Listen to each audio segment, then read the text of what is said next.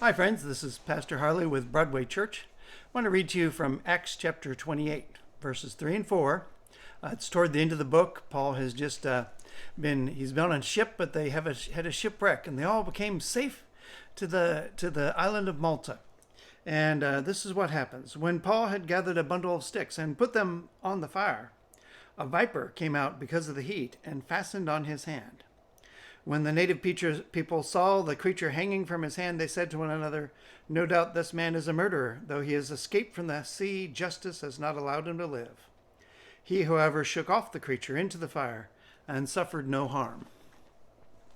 So we would tell ourselves, well, it's wonderful to know that Paul was being protected by God, that even though a serpent comes out of the fire and would seem to end his story right there, he does not. And we love that Paul just shakes his hand and the serpent goes on into the fire. But think about what the people said.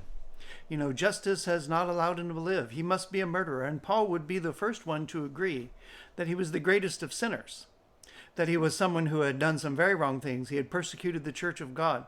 He had stood by while some Christians were put to death. He probably had his hand in seeing that many were executed and many put to hardship that led to their deaths. He certainly felt the guilt of being a murderer, but he knew the forgiveness of Jesus Christ. And so whatever the world might say about our situation, about how it might condemn, how it might bring up to us our past sins, we rejoice in the forgiveness of God, not because we have got away with something, but because what is wrong has been fixed. What the debt has been paid. And we have life instead of death. Be blessed.